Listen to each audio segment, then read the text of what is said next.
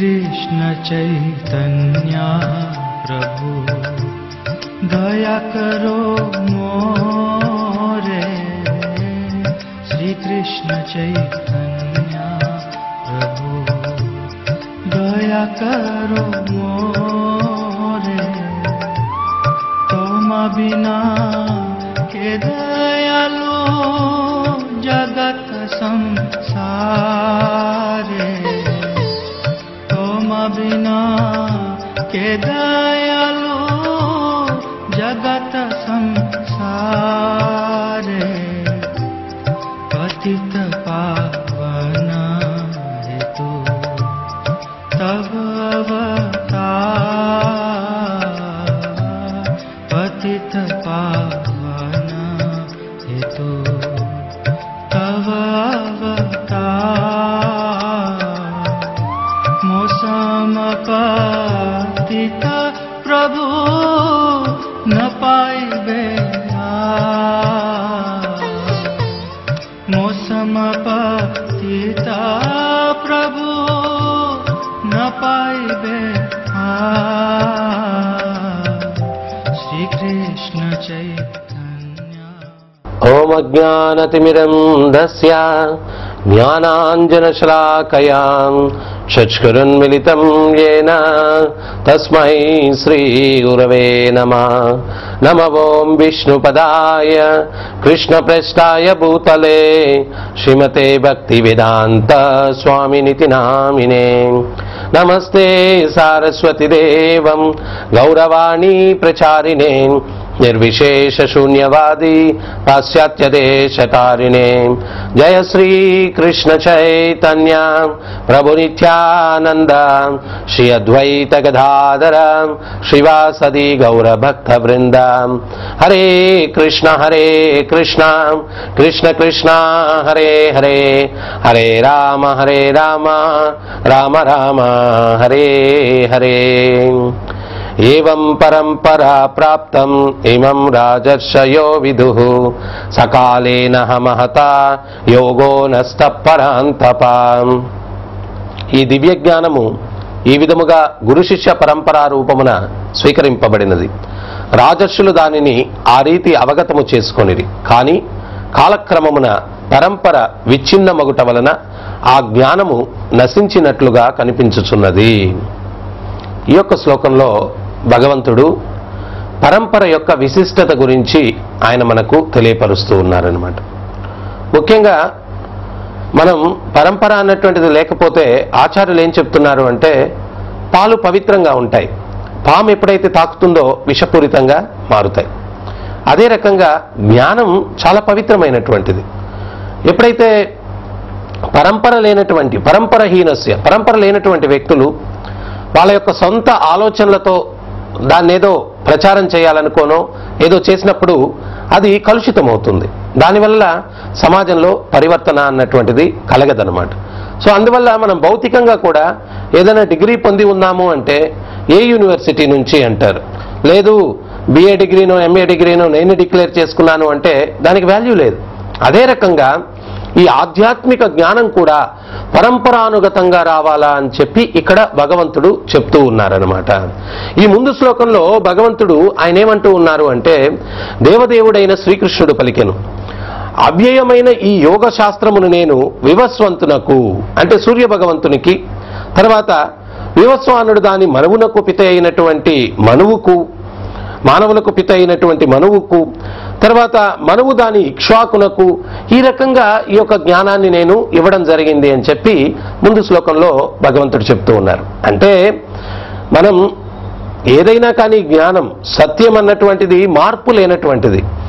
భగవద్గీత వివస్వంతుడు మనువు ఇక్ష్వాకు ఎవరు చర్చించినా కానీ ఇదే గీతా జ్ఞానం. ఏ గీతా జ్ఞానాన్ని అయితే మనం అధ్యయనం చేస్తామో మన జీవితం ధన్యమవుతుంది. సో ఇది పరంపరలో వస్తూ ఉండింది. భౌతికంగా కూడా డిగ్రీ ఏ యూనివర్సిటీ నుంచి అని అడుగుతారు. అదే రకంగా ఈ జ్ఞానాన్ని కూడా మనం పరంపరలో స్వీకరించాలా అన్నటువంటి సత్యాన్ని మనం ఇక్కడ ఈ శ్లోకం ద్వారా గుర్తించాల్సినటువంటి విషయం ఉంది. ప్రభుపాద్ స్వామీజీ ఆయన ప్రచారానికి వెళ్ళినప్పుడు అప్పట్లో ప్రపంచంలో దగ్గర 4000 రకాల భగవద్గీతలు ఉన్నాయన్నమాట. ఏదైనా ప్రోడక్టు దానికి బాగా మార్కెట్ ఉందనుకోండి, దాంట్లో డూప్లికేట్స్ తయారవుతాయి.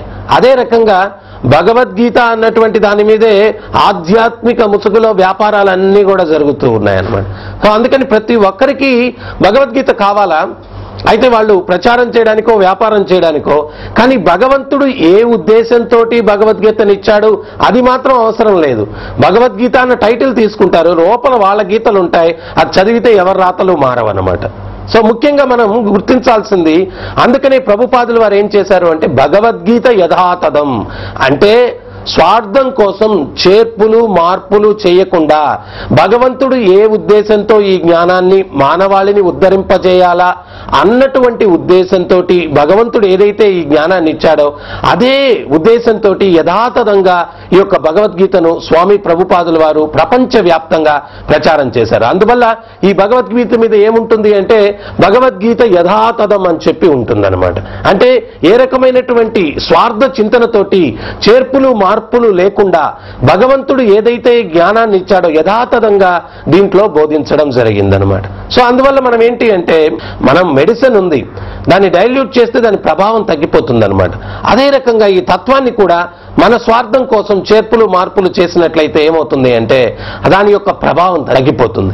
అందుకనే చూడండి, ఆధ్యాత్మిక చింతలు సంస్థలు అనంతంగా పెరిగిపోతూ ఉన్నా కానీ సమాజంలో పరివర్తన కలగట్లేదు, మానవుడిలో మార్పు రావట్లేదు. కారణం ఏంటి అంటే వాళ్ళు వాళ్ళ యొక్క స్వార్థం కోసం తత్వాన్ని మారుస్తూ ఉన్నారు. సో అందుకని ఇక్కడ ముఖ్యంగా మనం గుర్తించాల్సింది ఏంటి అంటే యథాతథమైనటువంటి తత్వాన్ని పరంపరలో మనం స్వీకరించినప్పుడే మనం పొందేదానికి అవకాశం ఉంది అన్నటువంటి విషయాన్ని మనం గుర్తించాలి. తర్వాత ఇంకొక ముఖ్యమైన విశేషం ఏంటి అంటే భగవద్గీత అన్నటువంటిది మన సంస్థాపకాచార్యులు ఏం చెప్పారు అంటే మానవునికి అది ఒక మాన్యువల్ లాంటిది అన్నారు. అంటే మనం ప్రతి యంత్రాన్ని కొన్నప్పుడు ఒక మాన్యువల్ ఇస్తారు, ఆ యొక్క యంత్రాన్ని ఎట్లా మనం ఉపయోగించాలా అన్నటువంటిది ఆ మాన్యువల్లో ఉంటుందన్నమాట. అదే రకంగా ఈ భగవద్గీత అన్నటువంటి దీంట్లో ఈ మానవ యంత్రాన్ని ఏ రకంగా ఉపయోగిస్తే ఏ రకమైనటువంటి రిపేర్లు లేకుండా స్మూత్ గా నడుస్తుంది అన్నటువంటి సత్యాలు ఈ భగవద్గీతలో బోధించడం జరిగింది. కానీ దురదృష్టవశాత్తు అందరూ ఏమనుకుంటారు అంటే ఈ యొక్క భగవద్గీతను 60-70 సంవత్సరాల తర్వాత చదవాలా అనుకుంటారు. యంత్రాన్ని ఉపయోగించేదానికి ముందే మనం మాన్యువల్ చూడాలి. యంత్రాన్ని ఉపయోగించిన తర్వాత అది తెలియక ఎట్లా ఉపయోగించాలో ఫీజులు అన్ని పీకేసి ఇప్పుడు నేను భగవద్గీత చూస్తాను అంటే ఉపయోగం ఏముంది? అంతా చెడిపోయింది. 60-70 సంవత్సరాలకు అంతా చెడిపోయింది. కౌమార ఆచరతే ప్రాజ్ఞో, కౌమారం నుంచి మనం ఈ సత్యాలన్నీ తెలుసుకొని దానికి అనుగుణంగా మన జీవితాన్ని మలుచుకొని మనం ఎప్పుడైతే జీవిస్తామో అప్పుడే సుఖంగా శాంతిగా మనం జీవించేదానికి అవకాశం ఉంది. అదే సమయంలో భగవద్గీతలో మానవుడు ఏ రకంగా జీవించాలా, ఏ రకంగా జీవిస్తే ఆనందాన్ని పొందుతాడు అన్నటువంటి విశేషాలన్నీ కూడా భగవద్గీతలో బోధించడం జరిగింది. ఈరోజు ప్రతి ఒక్కరూ కూడా ఉదయం నుంచి సాయంత్రం దాకా కష్టాలు పడుతూ ఉన్నారు, చాలా కష్టపడి పనిచేస్తూ ఉన్నారు, ఉద్యోగాలు చేస్తున్నారు, వ్యాపారాలు చేస్తున్నారు. దేనికోసం? ఆనందంగా జీవించడం కోసం. మరి ఆనందానికి సూత్రాలు ఎంతమందికి తెలుసు? ఆనందానికి సూత్రం భగవద్గీతలో ఉన్నాయి. డూస్ అండ్ డూ నాట్స్, ఏం చేయొచ్చు ఏం చేయకూడదు, ఏం చేస్తే ఆనందాన్ని పొందుతాం, ఏం చేస్తే దుఃఖాన్ని పొందుతాం అన్నటువంటి సత్యాలన్నీ కూడా భగవద్గీతలో ఉన్నాయి. ఇంకొక ముఖ్యమైనటువంటి విశేషం ఏంటి అంటే మనకు అనుకూలంగా ఉన్నట్టుది ఒకటి తీసుకుంటాం, ఏదో మనకు కొంచెం కష్టంగా ఉంది అంటే దాన్ని వదిలేస్తాం. అట్లా కాదనమాట. భగవద్గీతలో భగవంతుడు మనల్ని ఏ రకమైనటువంటి ధర్మ మార్గాన్ని ఎన్నుకోమని చెప్పారో ఆ మార్గాన్ని మనం ఎప్పుడైతే ఎన్నుకుంటామో అప్పుడే నిజమైనటువంటి శాంతి సుఖాన్ని మనం పొందేదానికి అవకాశం ఉంది. పూర్వానికి ఎవరో ఒక ఆయన ఉన్నారంట, ఆయన దగ్గర ఒక బంగారు గుడ్డు పెట్టేటువంటి బాతు ఉండిందంట. అది రోజు ఒక బంగారు గుడ్డు పెడుతూ ఉండిందంట. కొన్ని రోజులకి ఆయనకు ఒక ఆలోచన వచ్చింది, అరే ఇది వెనకాల భాగం నుంచి బంగారు గుడ్డు వస్తూ ఉంది కానీ నోటి భాగం నుంచి ఖర్చు అవుతూ ఉంది, అది మేతంతా కూడా మేస్తూ ఉంది, ఖర్చు అవుతూ ఉంది. మనం వెనకాల భాగం ఉంచుకొని ముందు భాగాన్ని కోసేసినట్లయితే ఖర్చు లేకుండా పోతుంది కదా అని చెప్పి ఆయన ఏం చేశాడు అంటే దాన్ని పీక్ కోసేశాడు. పీక్ కోసేసి గుడ్డు పెడుతుందని చెప్పి ఆయన వేచి ఉన్నాడు. కానీ గుడ్డు ఎక్కడ వస్తుంది? పీక్ వస్తే ఏమవుతుంది? అది చనిపోతుంది. గుడ్డు ఎక్కడి నుంచి వస్తుంది? అదే రకంగా మనకు అనుకూలంగా ఉన్నదేదో తీసుకుంటాం, మనకు కొంచెం కష్టంగా ఉంది అంటే ఇది వద్దు. అట్లా కాదు. భగవంతుడు ప్రతిదీ కూడా మనకు అయిష్టంగా ఉన్నా కానీ ప్రతిదీ భగవద్గీతలో ఉన్నటువంటిది మనకు అది అనుకూలమే. అంటే ముఖ్యంగా మనం గుర్తించాల్సింది ఏంటి అంటే ఔషధం ఏదైనా కానీ చేదుగా ఉంటుంది, కానీ అది తీసుకున్నప్పుడు ఏమవుతుంది, మనలో ఉన్నటువంటి రోగం ప్రక్షాళనం అవుతుంది.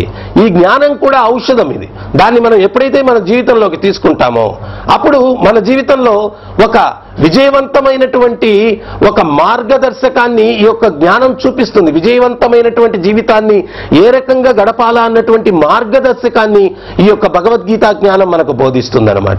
అందువల్ల మనం ఇది మనకు అనుకూలంగా ఉంది, ఇది ప్రతికూలంగా ఉంది అని కాదు. భగవంతుడు ఇచ్చినటువంటిది అది మొత్తం కూడా మన యొక్క ఆనందం కోసం, ఒక మార్గదర్శకాన్ని చూపించడం కోసం ఈ గీతా జ్ఞానాన్ని భగవంతుడు మనకిచ్చారు. కాబట్టి దాన్ని మనం స్వీకరించడానికి ప్రయత్నించాలా. ఇంకొక ముఖ్యమైన విశేషం మనం అర్థం చేసుకోవాల్సింది ఏంటి అంటే, భగవద్గీతలో ప్రతి ఒక్క పదం కూడా ఎంతో విలువైనటువంటిది, ప్రతి ఒక్క పదం కూడా. అందుకనే మనం చూడొచ్చు గీతా మహత్యంలో మురా అన్నటువంటి రాక్షసుల్ని సంహారం చేసిన తర్వాత శేషతల్పం మీద శ్రీనివాసుడు శయనించి ఉంటే లక్ష్మీదేవి పాదసేవ చేస్తూ స్వామివారు ఎక్కడో పరధ్యానంగా ఉన్నట్టు ఆమె గుర్తించి అప్పుడు ఏమంటుంది అంటే, స్వామి మీరేంటి పరధ్యానంలో ఉన్నారు అని అడుగుతుంది. అప్పుడు స్వామివారు ఏమంటారు, నా యొక్క శక్తులు ఈ సృష్టిని ఏ రకంగా నడిపిస్తున్నాయి అన్నటువంటి ధ్యానంలో ఉన్నాను దేవి అంటారు. అప్పుడు ఆమె ఏమంటుంది అంటే, మీ దృష్టినే ఆకర్షించినటువంటి మీ శక్తులను ఒక సామాన్యుడు ఏ రకంగా అర్థం చేసుకోగలడు స్వామి అన్నప్పుడు అప్పుడు స్వామివారు ఏమంటారు అంటే, భగవద్గీతను ఎవరైతే అధ్యయనం చేస్తారో నా యొక్క శక్తులన్నింటినీ కూడా సంపూర్ణంగా అర్థం చేసుకున్న వాళ్ళు అవుతారు దేవి అని చెప్తారు. అప్పుడు లక్ష్మీదేవి అంటుంది, కేవలం మీ భగవద్గీతను అధ్యయనం చేసినంత మాత్రాన మీ శక్తులను అర్థం చేసుకోగలరా అంటే అప్పుడు స్వామివారు అంటారు, దేవి భగవద్గీత కేవలం కాదు, అది సంపూర్ణమైనటువంటి జ్ఞానం. మొదటి 5 అధ్యాయాలు నా 5 తలలు, తర్వాత 10 అధ్యాయాలు నా 10 భుజస్కంధాలు, 16వ అధ్యాయం ఉదరం, 17, 18 అధ్యాయాలు నా పాదాలు అని చెప్తారు. ఒక్క అధ్యాయాన్ని అధ్యయనం చేసిన, ఒక్క శ్లోకాన్ని అధ్యయనం చేసిన, ఒక్క పదాన్ని అర్థం చేసుకున్నా కానీ వాళ్ళ జన్మ ధన్యమవుతుంది అని చెప్పి స్వామివారు చెప్తూ ఉన్నారు. సో అందువల్ల భగవద్గీత అన్నటువంటిది చాలా విశిష్టమైనటువంటిది, విద్యలన్నిటిలోకి కూడా రాజు అని చెప్తూ ఉన్నారు. దీన్ని ఎవరైతే ఆచరించి దానికి అనుగుణంగా వాళ్ళు జీవితాన్ని గడుపుతారో వాళ్లే సుఖశాంతులతో జీవించేదానికి అవకాశం ఉంది అని చెప్పి ఇక్కడ చెప్పడం జరుగుతూ ఉంది. పూర్వానికి ఒక బ్రాహ్మణుడు ఉండేవాడంట. ఆయన ఏంటి అంటే రోజు భిక్షాటన చేసుకుని మిగిలిన సమయం ఆయన ఆ భగవంతుని యొక్క గీతను అధ్యయనం చేస్తూ కాలక్షేపం చేసేటువంటి వాడు. ఒకరోజు ఆయన అధ్యయనం చేస్తూ ఉన్నప్పుడు భగవద్గీతలో ఒక శ్లోకం ఉంది, అనన్యశ్చింతయంతో మాం యేజనాం పర్యుపాసతే తేషాభి నిత్యాభియుక్తానాం యోగక్షేమం వహామ్యహం. అన్ని చింతలు విడిచిపెట్టి నా చింతలో ఉన్నట్లయితే మీ యొక్క యోగక్షేమాలు నేను చూసుకుంటాను అని చెప్పి భగవంతుడు చెప్తూ ఉన్నారు. అప్పుడు ఆయనకు అనిపించింది, ఇంతమంది జీవకోటి ఉంటే వాళ్ళందరి యోగక్షేమాలు చూసుకునేటువంటి ఇది భగవంతుడికి ఎక్కడ వీలవుతుంది, అయినా ఈ శ్లోకం నిజంగా భగవద్గీతలో ఉండదగినటువంటిది కాదు అని చెప్పి ఆయన ఏం చేశారు అంటే ఆ శ్లోకాన్ని ఎర్రసిరాతోటి కొట్టివేశారనమాట. అయితే ఆ రోజు యథావిధిగా భిక్షాటనకి వెళ్ళారు. ఏ ఇంటికి వెళ్ళినా కానీ ఆ తల్లు ఏమంటున్నారు, నాయనా మా ఇంట్లో ఏదో అశుభ కార్యం ఉంది, మేము వంటలు వండుకోలేదు అంటున్నారు. ఇంకో ఇంట్లో అరే మేము మీకు ఇవ్వలేము అని చెప్పి అందరూ తిరస్కరిస్తూ ఉన్నారు. ఎవరూ ఆయనకి భిక్ష ఇవ్వట్లేదు. ఆయన నిరాశగా తిరిగి ఇంటికి వచ్చే లోపల ఇంటి దగ్గర ఒక చమత్కారం జరిగింది. ఏంటి అంటే ఒక నవయవనంలో ఉన్నటువంటి బాలుడు ఒక గోనె సంచిక నిండుకు కూడా రకరకాలైనటువంటి పదార్థాలు, పప్పులు, దినుసులు, కూరలు, కాయగూరలు, పండ్లు అన్నీ కూడా దాన్ని నింపుకొని మొయ్యలేక అది మోసుకుంటూ వచ్చి తలుపు తట్టాడు. ఆ యొక్క గృహిణి తలుపు తీసింది. ఎవరయ్యా నీవు అని అడిగింది. అమ్మా నేను మీ ఆయన యొక్క శిష్యుడిని అన్నాడు. అప్పుడు ఆ తల్లి ఏమంటుంది అంటే, మా ఆయనే ఇంకా శిష్యుడు కాలేదు, ఇంకా ఆయనకు ఒక శిష్యుడా, ఎవరు నాయనా నువ్వు అంటే, లేదమ్మా మీ ఆయన శిష్యుడే నేను, ఆయనే ఈ వస్తువులన్నీ కూడా ఇంటిలో చేర్చమని చెప్పి పంపించారు. బరువు ఎక్కువగా ఉండడం వల్ల నేను కొంచెం మెల్లిగా నడుస్తూ ఉంటే, ఏంటి మెల్లిగా నడుస్తావని చెప్పి ఆయన నా వీపు మీద బెత్తంతో కొట్టాడు కూడా, చూడమ్మా వాతలు అని చెప్పి చూపించాడు.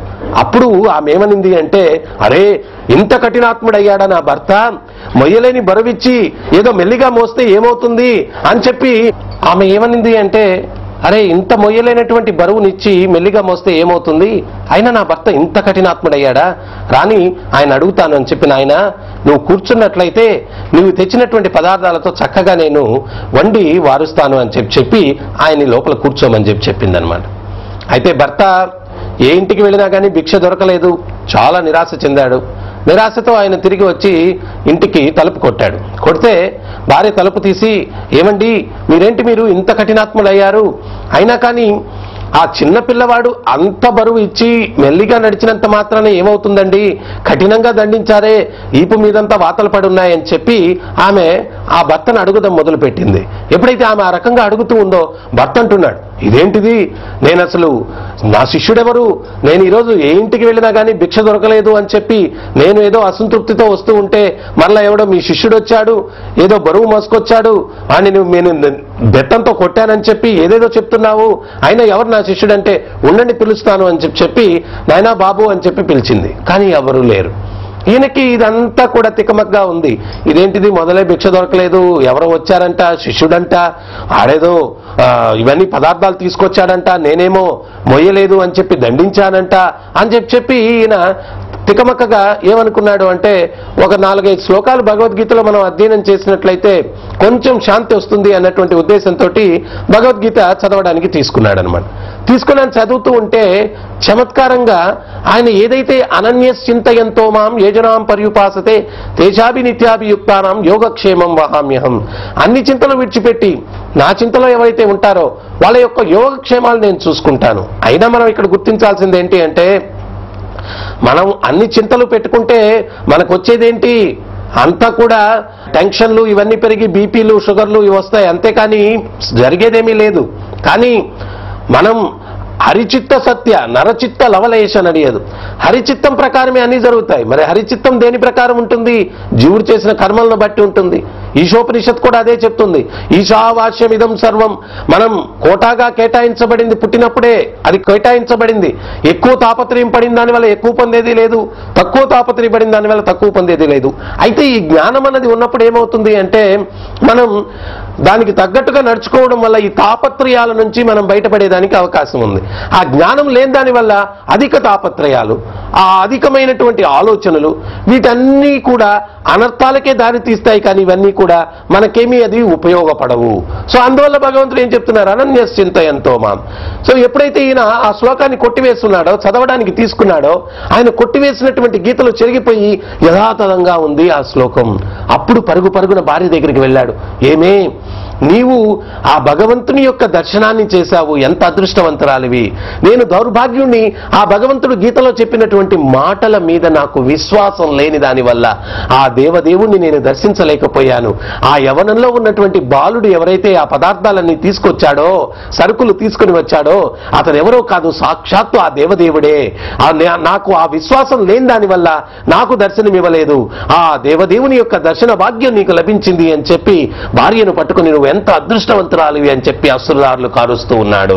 సో ఇక్కడ మనం ముఖ్యంగా గుర్తించాల్సింది, మనకు అనుకూలంగా ఉన్నది తీసుకుంటాం జ్ఞానం, ప్రతికూలంగా ఉంది తీసేద్దాం భగవద్గీత అని కాదు. ఇదంతా కూడా భగవంతుడు మనకు ఎందుకు ఇచ్చాడు అంటే, మనం సుఖశాంతులతో జీవించడానికి.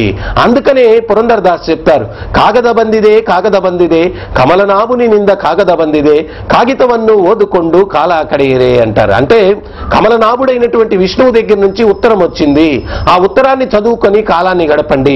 ఉదాహరణకి మనం తండ్రిని విడిచిపెట్టి వెళ్ళిపోతాం అలిగి ఇంటిలో నుంచి. అప్పుడు తండ్రి ఏం చేస్తాడు, ఒక ఉత్తరం రాస్తాడు, అరే నన్ను కాదని చెప్పి వెళ్ళి ఎందుకు రా అన్ని కష్టాలు పడతావు అంటాడు. అది మనం వినకపోతే ఒక వ్యక్తిని రాయబారిగా పంపిస్తాడు, ఆ వ్యక్తితోటి చెప్తాడు, అరే నాయనా వాడిని ఏదో ఒక రకంగా నచ్చజెప్పి తీసుకుని వచ్చేయని. అదే రకంగా మనం కాదని భగవంతుడి నుంచి ఇక్కడికి వచ్చాం, ఆయన ఒక ఉత్తరం పంపించాడు, ఆ ఉత్తరం భగవద్గీత. తర్వాత ఆయన కొంతమంది రాయబారులను పంపిస్తాడు. వాళ్ళెవరు అంటే ప్రామాణికమైనటువంటి ఆధ్యాత్మిక గురువులు, పరంపరలో వచ్చేటువంటి ఆధ్యాత్మిక గురువులు. గురువు అన్నటువంటి వాడు భగవంతుడు చెప్పిందే యథాతథంగా చెప్పేటువంటి వాడు గురువు. అంతేకాని తన స్వార్థం కోసం చేర్పులు మార్పులు చేసి భగవత్ తత్వాన్ని ఇవ్వకుండా ఇంకేదో కొత్త తత్వాన్ని ఇచ్చేటువంటి వాడు నిజమైనటువంటి గురువు కానే కాదు. అందువల్ల మనం ఏంటి అంటే, భగవంతుడు ఈ సందేశం ఇచ్చినప్పుడు దాన్ని మనం యథాతథంగా మనం స్వీకరించడానికి మనం ప్రయత్నించాలా. మనం ఆ యొక్క యథాతథంగా ఎప్పుడైతే ఈ జ్ఞానాన్ని మనం స్వీకరిస్తామో అప్పుడు ఆధ్యాత్మికంగా పురోభివృద్ధిని మనం సాధించేదానికి అవకాశం ఉంది. సో ఇక్కడ ఎప్పుడైతే ఆ విశ్వాసం లేదో ఈ బ్రాహ్మణుల్లో ఆ శ్లోకాన్ని కొట్టేశాడో, దాన్ని ఆ విశ్వాసాన్ని కలిగించడం కోసం భగవంతుడు ఆ రూపంలో వచ్చి ఆయనకు ఆ రకంగా సేవలు చేసి జ్ఞానోదయం కలిగించాడు.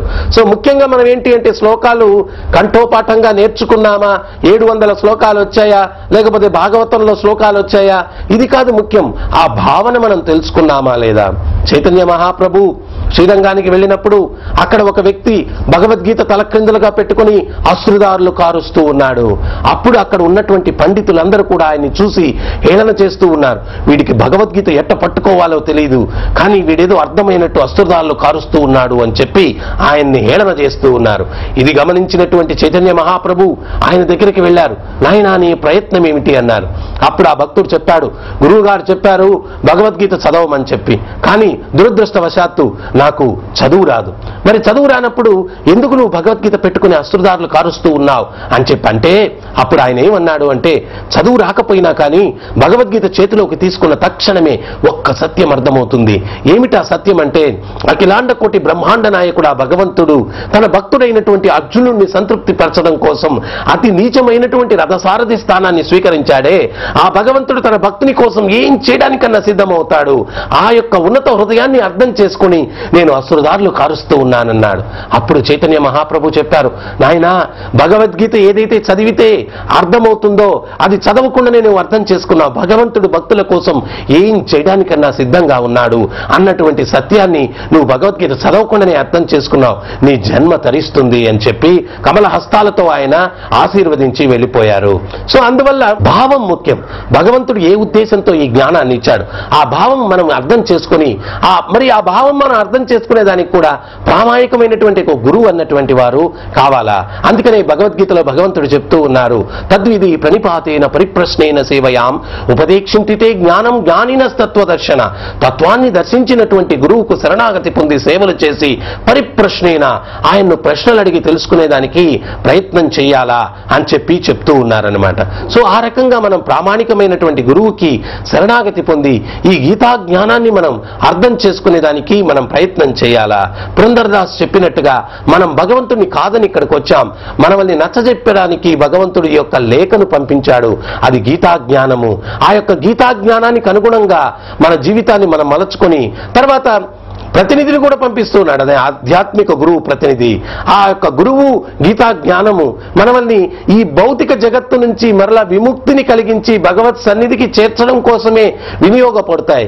మనుష్య జీవితం యొక్క పరమార్థం గురించి తెలియపరుస్తాయి. మనం ఈ మనుష్య జీవితం అన్ని వసతులు ఉన్నటువంటి జన్మ ఇది. అందుకనే ప్రభుపాద్ స్వామీజీ చెప్తారు, నువ్వు ఫెసిలిటీస్ ఉన్నటువంటి కంపార్ట్మెంట్ లో కూర్చొని ఉన్నావు, కానీ నువ్వు చెన్నైకి పోవాలా, కానీ ట్రైన్ ఏమో విశాఖపట్నం పోతూ ఉంది, ఉపయోగం ఏముంది. అదే రకంగా ఈ మానవ జీవితం అంటే ఫెసిలిటీస్ అన్నీ ఉన్నటువంటి కంపార్ట్మెంట్ ఇది. మరి దీంట్లో కూర్చొని మనం ఎక్కడికి వెళ్ళాలా, వైకుంఠానికి వెళ్ళాలా, కానీ మనం నరకానికి వెళ్తూ ఉన్నాం. ఎందువల్ల అంటే ఈ యొక్క యంత్రాన్ని ఎట్లా ఉపయోగించుకోవాలా, మానవ జీవిత పరమార్థం ఏమిటి, ఏ రకంగా మానవ జీవితాన్ని మనం సద్వినియోగం చేసుకోవాలా అన్నటువంటి సత్యం తెలియక మనం ఈ యొక్క మనుష్య జీవితాన్ని వ్యర్థం చేసుకుంటూ ఉన్నాం, నిరుపయోగం చేసుకుంటూ ఉన్నాం. అందువల్ల ఆచార్యులు చెప్తున్నారు, మనుష్య జన్మ దొడ్డదు, మనుష్య జన్మ చాలా విలువైనటువంటిది, దుర్లభ మనుష్య జన్మ. సృష్టిలో 84 లక్షల జీవజాతులుంటే చివరిగా మనుష్య జన్మ మనకు లభిస్తూ ఉంది. మనుష్య జన్మలోనే మనం అథాతో బ్రహ్మ జిజ్ఞాస, పరమ సత్యాన్ని మనం తెలుసుకునేదానికి ప్రయత్నించగలం. కుక్క పిల్లి అది నేనెవరు భగవంతుడెవరు అని అడగలేదు, తెలుసుకోలేదు. కానీ మనుష్య జన్మలో మనకు అవకాశం ఉంది. నేనెవరు, భగవంతుడెవరు, నాకు భగవంతుడికి ఉన్న సంబంధం ఏంటి, ఈ దుఃఖాలు ఎందువల్ల ఉన్నాయి, అందుకోసం ఈ విలువైనటువంటి మనుష్య జన్మను మనం వినియోగించాలా. సో అందువల్ల అన్ని ఫెసిలిటీస్ ఉన్నటువంటి కంపార్ట్మెంట్ ఇది. కానీ ఈ కంపార్ట్మెంట్ లో కూర్చొని మనం ఎక్కడికి ప్రయాణం చేయాలా, దుఃఖాలు లేనటువంటి వైకుంఠానికి ప్రయాణం చేయాలి. అంతేకాని మనం ఈ యొక్క కంపార్ట్మెంట్ లో కూర్చొని అన్ని పాపాలు చేసి నరకానికి వెళ్ళడానికి కాదు, మనం ఈ యొక్క మనుష్య జన్మను మనం వినియోగించాల్సింది. అందువల్ల భగవంతుడు ఈ యొక్క విలువైనటువంటి మనుష్య జన్మ మనకిచ్చాడు. పరమ సత్యాన్ని తెలుసుకొని మన గమ్యాన్ని మనం చేరుకునేదానికి ప్రయత్నించాలా. ప్రతి ఒక్క వ్యక్తి కూడా నాకు దుఃఖాలొద్దనుకుంటాడు. ప్రతిరోజు కూడా ఉద్యోగం వ్యాపారం దేనికి చేస్తున్నాడు, ఆనందంగా జీవించడం కోసం. కానీ జీవితంలో ముఖ్యమైనటువంటి కష్టాలు ఏమిటి, జన్మ మృత్యు జరా వ్యాధి దుఃఖ దోషానుదర్శనం. జన్మ మృత్యు జరా వ్యాధి దుఃఖ దోషానుదర్శనం. మరి ఈ 4 దుఃఖాలు ఉన్నప్పుడు అక్కడ దుఃఖమే ఉంటుంది. ఎక్కడ కూడా ఆ బ్రహ్మాభువనాల్లోకో పునరావర్తినో అర్జున, బ్రహ్మలోకం నుంచి పాతాళలోకం దాకా ఎక్కడికి వెళ్ళినా పునర్జన్మ ఉంది అంటున్నారు భగవంతుడు. మాముపేద్యంతు కౌంతేయ పునర్జన్మన విద్యతి, నా లోకానికి వచ్చినట్లయితే పునర్జన్మ లేదు అంటున్నాడు. ఈ విలువైనటువంటి మనుష్య జన్మను మనం దేనికి వినియోగించాలా అంటే, ఈ కుళ్ళు ప్రపంచం, ఈ యొక్క దుఃఖాలతో నిండినటువంటి భౌతిక జగత్తును విడిచిపెట్టి ఆధ్యాత్మిక జగత్తులో ప్రవేశించడం కోసం, వైకుంఠధామాన్ని చేరుకునే దానికోసం ఈ విలువైనటువంటి మనుష్య జన్మను మనం వినియోగించాలా. మరి ఆ వైకుంఠాన్ని చేరుకునేదానికి ఎట్లా చేరుకోవాలన్నటువంటి జ్ఞానం భగవద్గీతలో ఉంది. ఏం చేస్తే చేరుకుంటాం? సాధన చేస్తే. మరి ఈ సాధన ఏమిటి కలియుగంలో? హరినామ స్మరణ. హరే కృష్ణ హరే కృష్ణ కృష్ణ కృష్ణ హరే హరే, హరే రామ రామ రామ హరే హరే. ఇతి షోడశక నామ్నాం కలికల్ముషనాశనం నాతరో పరతరోపాయత్ సర్వవేదేషు దృశ్యతి. ఇక్కడ ముఖ్యంగా గుర్తించాల్సింది ఏంటి అంటే, భగవద్గీత ఏం చెప్తుంది? గమ్యం ఏంటి అని చెప్తుంది. మరి గమ్యం ఎట్లా చేరుకోవాలా అన్నటువంటిది కూడా మనం తెలుసుకోవాలా. మనం గమ్యం చేరుకునేదానికి ఏంటి అంటే, భగవద్గీత గమ్యం ఏంటి అని తెలియపరుస్తుంది. ఈ యొక్క నామం అన్నటువంటిది గమ్యాన్ని చేరుకునేదానికి ఉపయోగపడుతుంది. గమ్యం ఎట్లా చేరుకోవాలా అనేదానికి ఈ నామాన్ని ఎవరైతే జపిస్తారో, అంత్యకాలే నారాయణ స్మృతి, అంత్యకాలంలో కృష్ణ రామ గోవింద అన్నటువంటి నామాన్ని స్మరిస్తూ మనం శరీరాన్ని విడిచిపెట్టినప్పుడు మనం ఆ యొక్క భగవంతుడు ఉన్నటువంటి ప్రదేశానికి మనం చేరుకుంటాం. యద్భావం తద్భవతి, ఏ భావనలో మనం శరీరాన్ని విడిచిపెడతామో ఆ భావాన్ని పొందుతామని భగవంతుడు చెప్తూ ఉన్నాడు. మనం కృష్ణ చైతన్య భావనలో, ఆ భగవత్ చైతన్యంలో మనం శరీరాన్ని విడిచిపెడితే ఆ భగవంతుడిని చేరుకుంటాం. మరి ఆ భగవత్ చైతన్యంలో శరీరాన్ని విడిచిపెట్టాలా అంటే అది ఈ రోజు నుంచి సాధన చెయ్యాలా. ఎందువల్ల నేను ఎప్పుడూ చెప్తూ ఉంటాను, ఎవరైనా కానీ ఒక యజమాని కింద పనిచేసేటప్పుడు ఆయన ఏ పని చెప్పినా చేయకుండా ప్రమోషన్ రోజు ఇంక్రిమెంట్ రోజు మంచి నమస్కారం పెడితే ఆయన ప్రమోషన్ ఇంక్రిమెంట్ ఇవ్వడు. మనం బాగా పనులు చేసుకుంటూ వస్తే ప్రమోషన్ ఇంక్రిమెంట్ ఇస్తాడు. జీవితం అంతా అన్ని దుర్మార్గాలు చేసి పాపాలు చేసి మృత్యు సమయంలో నేను కృష్ణాని వైకుంఠానికి వెళ్ళిపోతాను అంటే అది కుదరని పని. మనం జీవితం అంతా చేసిన పనులను బట్టి చివరి సమయంలో, మృత్యువు సమయంలో మన చైతన్యం దేని మీద ఆయన నిమగ్నమవుతుంది అన్నటువంటిది నిర్ణయించేటువంటిది భగవంతుడే. అందువల్ల పరమాత్మగా సాక్షిభూతుడుగా అందరి హృదయంలో ఉన్నాడు. మనం చేసే ప్రతి పనులు గమనిస్తున్నాడు. సత్కర్మలు చేస్తూ, సాధన చేస్తూ, సత్సాంగత్యం చేస్తూ మనం జీవితాన్ని గడిపినప్పుడు అంత్యకాలంలో కృష్ణుణ్ణి స్మరించి మరలా ఈ కుళ్ళు ప్రపంచానికి రాకుండా ఆయన సన్నిధిని చేరుకునేటువంటి మహద్భాగ్యాన్ని భగవంతుడు మనకు ప్రసాదిస్తాడు. అందువల్ల మనం ఈ మనుష్య జన్మను దానికోసం వినియోగించాలా. హరే కృష్ణ హరే కృష్ణ కృష్ణ కృష్ణ హరే హరే, హరే రామ రామ రామ హరే హరే. జపించండి, తరించండి, ఆనందించండి. సహస్రశీర్షరంజితం సహస్రహస్తరాజితం సహస్రవిధ విభాసితం సహస్రవర్ణ సంశ్రితం సహస్రరూప దీపితం సహస్రనామ సరళితం సమస్త సద్గుణోన్నతం సమస్త దేవతాకృతం సమస్త శక్తి మండితం సమస్త భక్త వందితం సమస్త ముక్తి సువిహితం నమామి కృష్ణ దైవతం నమామి కృష్ణ దైవతం.